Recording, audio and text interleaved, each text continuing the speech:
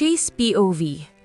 Sa buhay niya, akala ko panandalian lang ako, hindi pang matagalan. Akala ko panandalian lang ako at hindi kami magsasama sa huli. Pero heto ako ngayon, hawak ang mga kamay niya at pareho naming ayaw bumitaw. Hindi ipinangako ang magpakailanman, ngunit sa sandalan ito, ang magpakailanman ay parang ang tanging pagpipilian hanggat magkahawak ang mga kamay at ang mga puso ay mananatili. I never lost hope dahil iyon ang kinalakihan ko. After my kuya left us and went missing, sinundan din yon ang pagkawala ng magulang ko. I went to Spain with my tito and I didn't expect to be involved in trading business there. Pangangalakal, pamumulot ng basura na akala ko sa Pilipinas lang meron. I was still young and didn't finish high school despite my relatives didn't give me money despite having it. Sinasabi na wala pa ako sa wastong edad para ibigay ang mana sa akin ng mga magulang ko. Even Tita Alma couldn't do anything about it. Nag-ipon ako at humingi ng tulong kay Tita Alma para mahanap si Kuya, pero wala talaga siyang nakita. Gayunpaman, umaasa pa rin akong makikita ko siyang muli. Napuno ng pag-asa ang buhay ko dahil sa kanya. Walang saysay ang buhay ko kung wala ang pag-asang iyon. Mahal na mahal ko si Kuya. Walang kulay ang buhay ko sa Espanya hanggang sa makilala ko siya, ang babaeng mahal na mahal ko. Mula nang nakita ko siya, nabihag na niya ako at hindi ko inaasahan na mahuhulog din ang loob niya sa akin. Sino lang ba ako? Driver lang naman niya. Driver ng isang modelong hinahangaan ng lahat. Nagliligaw lang ako sa kanya ng una dahil may tiwala ako sa sarili ko. Pero hindi ko inaasahan na mahuhulog ang loob ko sa kanya ng malalim. Dahil sa kanya, nagkaroon ng kulay ang buhay ko. Gayunpaman, hindi ko inaasahan ng buhay na naghihintay sa amin pagbalik namin sa Pilipinas. Noong una, akala ko ayos lang ang lahat, hanggang sa nalaman kong wala na si Kuya. Wala na siyang magpakailanman. Masakit, sobrang sakit nang malaman ko yon, lalo nang nalaman naming ilang taon na ang abo niya sa Espanya, kung saan nandoon din ako ng ilang taon. Pero ang mas masakit ay ang sunod kong nalaman. The reason why he's now in heaven. Sumagi sa isip ko na ang babaeng mahal ko ang dahilan ng pagkawala ni Kuya. Nagguluhan ako, lalo nang nakita ko ang litrato niya kasama ang dating asawa niya. Nabalot ako ng lungkot, galit at selos. Pinili kong hindi siya kausapin and mourned Kuya's loss instead. All hope of seeing Kuya again was lost. Ang matagal na pag-asa na nasa puso ko ay parang sa isang iglap lang ay nalaho. Hindi ko inaasahan na makikita ko siya na nakatayo sa labas ng bahay namin kinabukasan. Matapos ang ilang araw na hindi ko siya makontak, ang Diyos lang ang nakakaalam kung gaano ko siya na-miss kahit sinasabi ng isip ko na siya ang dahilan ng pagkawala ni Kuya. She held Kuya's heart at hindi ko alam kung paano siya haharapin. I walked out expressionless and faced her. At sa tagpong nakita ko siya ay alam ng Diyos kung gaano ko siyang gustong yakapin at halikan, lalo nang nakita at narinig ko kung gaano siyang nangunguli sa akin. Ilang beses ko pang pinigilan ng sarili kong yakapin siya pabalik nang yunakap niya ako. God knows how many times I silently scolded myself not to touch her, lalo nang sunod-sunod siyang umiyak at nabasa ng ulan. Damn! Hindi nga kita hinahayaang mapawisan. But that day, I pushed her away, thinking I didn't truly love her and she wasn't meant for me na baka nagkakamabutihan na sila ng dating asawa niya. Nangingibabaw sa isip ko ang ideyang siya ang dahilan ng pagkawala ni Kuya. Pero ang mas lalong nagpaiyak sa akin ay ang makitang lumapit at niyakap siya ng dating asawa niyang si Clark mula sa likuran. Agad akong pumasok sa loob ng bahay nang hindi lumilingon. Nagkulong ako muli sa aking kwarto at ang alak ang naging kasama ko ng mga sandaling iyon. Dumagdag pa sa isipan ko na may pamangkin ako kay Kuya at ang babaeng naging kabit pa ng dating asawa ni Danita, ang ina nito at tinuturing nitong ama na ngayon ay ang lalaking iyon. What the heck? Hanggang sa lumipas ang ilang araw, gusto ko siyang hanapin at puntahan. Nakakainis din ang cellphone ko dahil walang signal. Nadagdagan lang ang sakit na nararamdaman ko kapag naiisip ko na baka andoon siya sa lalaking yun. But one night, I heard Tita Alma's voice outside my room. She knew everything. She knew about Danica dahil kahit sa Espanya pa ako ay tinatawagan ko siya at nakukwento ko sa kanya ito. Alam din niya ang dahilan ng pagkamatay ng kuya ko. Iho, sa ngayon pakinggan mo ang puso mo. Mali ang magdesisyon na ang gamit lang ay utak at hindi kasama ang iyong puso. Ang iyong puso ang magtuturo sa iyo kung tama ba ang iyong ginagawa. Ito ang nagsasabi kung saan ka nararapat. After I heard those words, I drunk myself again. Lasing na lasing ako. Ang kwarto ko ay puno ng picture niya na pinalaminate ko pa dito mismo sa amin. Nagkalat yun sa kwarto ko kasama ng mga bote ng alak. Mali ang nagawa ko. Mahal ko siya at hindi ko na alam ang gagawin ko. Dahil paano kung tuluyan na siyang bumalik sa lalaking yun dahil sa sinabi kong hindi ko na siya mahal. Masakit sa akin na wala na si kuya at sa ganoong dahilan pa. Sa lahat ng tao sa mundo ay bakit kay Danica pa? Pero kung hindi ba ginawa ng kuya ko yun, magkikita ba kami? Muling pumasok sa isip ko ang kwentong ikinuwento sa akin ni Allison. Paano kung minahal ka lang niya at minahal mo siya dahil magkakonektado talaga ang puso niyong dalawa? The heck with that story! At bakit ko ba pinakinggan yun? Ngayon ay isa lang ang alam ko. Mahal ko siya, mahal na mahal at hindi ko kayang mawala siya sa akin. Damn! Kahit ano tatanggapin ko, pero ang nawala siya ay hindi ko kakayanin.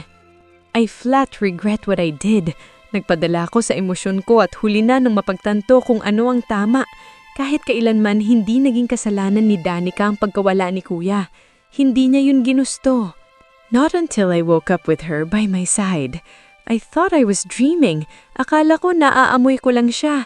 Akala ko naririnig ko lang ang boses niya. I cried again with that thought. Umiyak ako habang takip ng palad ang muka. Pinagsisihan kong tinaboy ko siya. Hanggang sa may bigla na lang dumagan sa akin at sunod kong narinig ang pag-iyak niya. Binumulat ko ang mga mata at sunod kong nakita ang babaeng mahal ko. Crying in my chest while telling me to remember her. That night, I let myself go back to where I belonged. Back to my home. Mugto ang mga mata niya habang nakatingin sa akin ng gabing yun. Sus Mariusep! Bumalik siya sa akin. Pinili niya ako. Umuwi siya sa akin. Hinayaan naming umuwi sa sarili naming mga tahanan. Sobrang saya ko ng gabing yun. Tinanggap namin ang isa't isa. My heart felt lighter and I told her that I accepted everything, that she was never at fault. She told me everything, and despite my anger, I couldn't help but feel sorry for Clark.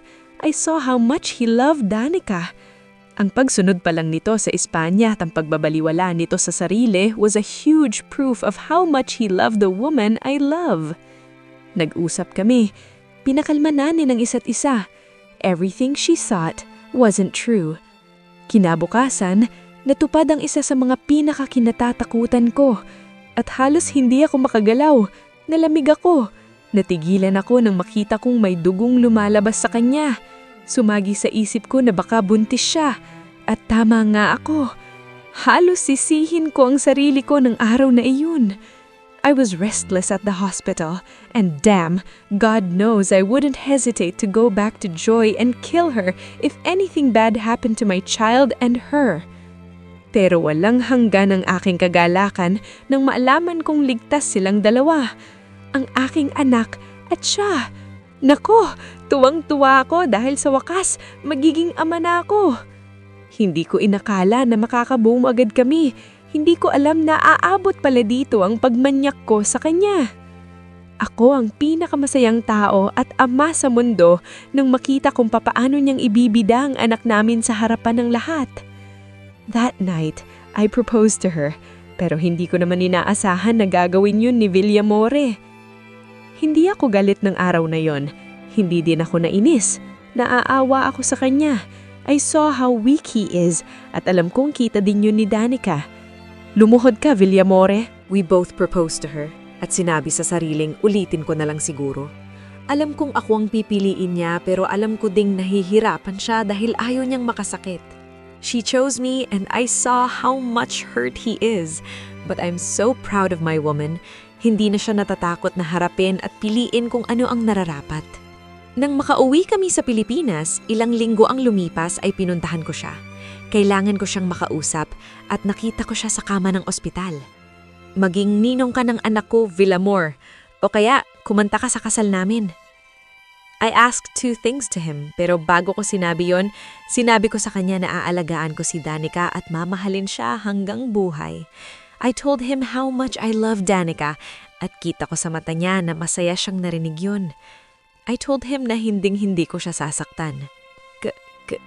Kakanta ako sa kasal niyo. He chose the latter. I was shocked that time dahil tinanggihan niya ang una kong inalok. Akala ko kasi ay pipiliin niya ang una, pero hindi ko inaasahan ang sumunod niyang sinabi, at yun ang pinili nito. Tumagal ako sa kwarto niya kahit gusto niya na akong paalisin. I even feed him. Hindi niya naman kasi kayang balatan ng mansanas. Kinakain lang to ng may balat, Villamor, ang arte mong kumain ng mansanas. Wala din naman siyang ginawa kundi kinain ng bilalatan ko. He's sick but he's forcing himself to be strong at kita ko yun, pursigido siyang gumaling. Kaya hindi ko inaasahan na ilang araw pagkatapos ng kasal namin ay mababalitaan kong wala na siya. Hindi ko inaasahan na bibitaw na siya sa buhay niya. Rio, wag kang tumakbo! Sigaw ng asawa ko habang nakatanaw sa anak naming tumatakbo. Mama! Sigaw ng 4 na taong naming anak. Ryuski, listen to your mother! Sigaw ko. Lumapit ito sa amin at umupo sa harapan naming dalawa. Tinignan nito ang puting lapida sa harapan namin kung saan mayroong bulaklak at nakasinding kandila. Papa, look, parehas po ang name namin. My son said while pointing at the grave. My wife answered him, because doon namin kinuha ni Papa ang first name mo, anak. I smiled when my beautiful wife looked at me. Heck, ang ganda-ganda pa din. Hindi ko pagsasawaan. Mahal na mahal ko. Tito Clark po is in heaven na? Inosenteng tanong ng anak namin. I nodded before answering him. Yes, son. Kaya ingatan mo ang kwinsyan mo at mumultuhin ka niya. Pananakot ko. Tumawa ako nang natakot siya pero agad ding napatigil nang makaramdam ng sakit sa tagiliran. Naku, kinurot lang ako ng maganda kong asawa. Mamaya ka sa akin, dagdagan ko yung dinadala mo. I jokingly said, which made her laugh. Yes, she's pregnant again sa pangalawa naming anak. 4 na buwan na. Gusto ko mang sundan agad si Ryuski pero syempre hindi ko ginawa. My wife is the one who decides when it comes to that. Sinundan namin ang tingin ng anak naming nagtatakbo ulit. Hinalikan ko ang noo niya nang humiga siya sa balikat ko. Maligayang kaarawan sa langit, clerk, sabi niya. Happy birthday, pre! Regalo daw ng anak ko. Pa-birthday na siya eh. Saad ko. Nakatanggap na naman ako ng isang kurot mula sa napakaganda at sadista kong asawa. Isusumbong kita sa papa mo, paborito akong bayaw nun. Pagmamayabang ko. Tumahimik ka nga, Chase. Natural, ikaw lang naman ang iisang bayaw ni papa. Natawa ako sa inasal nito. Sa nagdaang mga taon ay nagsikap ako. I worked hard for them, for my family. Hindi ko binigo ang pangakong binitawan ko sa ama niya, sa kanya, sa simbahan, sa harap ng mga tao, kay Clark, at sa Diyos. Mamahalin ko ang babaeng ito hanggang at kahit pa mawala na ako sa mundo. Mahal na mahal kita, Danica. Bulon ko sa kanya. Tinignan niya ako at agad ko siyang hinalikan sa labi. Mas mahal kita, asawa ko. Nakingiting sabi niya. Tinanaw namin ang anak namin. Minsan talaga may mga bagay na kailangang mawala, kailangang magbago. Sa buhay, hindi maiiwasan yon. Sa huli ay dadating din ang araw na mahahanap mo ang para sa'yo. Ang buhay ay puno ng mga sorpresa at hindi natin alam kung kailan darating ang kaligayahan o kalungkutan. Mahirap ang aking paglalakbay.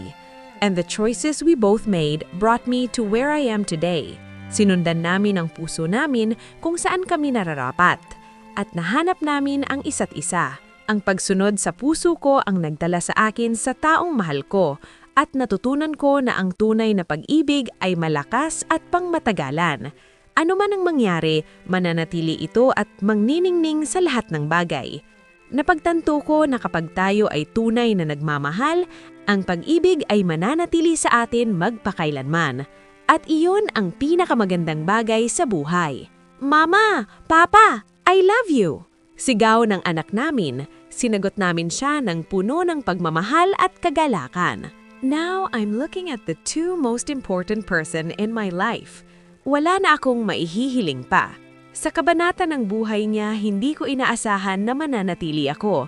Pero ngayon, ayoko nang umalis. At sa mga nag-aakala na isa lang akong supporting role, narito ako para patunayan na ako ang leading man ng puso niya. Sa salaysay ng buhay niya, hindi ako dapat maging higit pa sa isang maliit na karakter. Pero ipinagmamalaki kong sabihin na ako ang kanyang pangunahing tauhan, ang kanyang walang hanggang pan-ibig. Malayo pa sa katapusan ang ating kwento. Ako si Chase, ang happily ever after sa kwento ni Danica. Magkasama nating susulatin ang susunod na kabanata ng ating mga buhay na puno ng pagmamahal, tawanan at pakikipagsapalaran. Hanggang sa muli, ang ating mga puso ay nananatiling magkaugnay, tumitibok na parang iisa. Hanggang sa susunod na kabanata ng aming buhay. Wakas.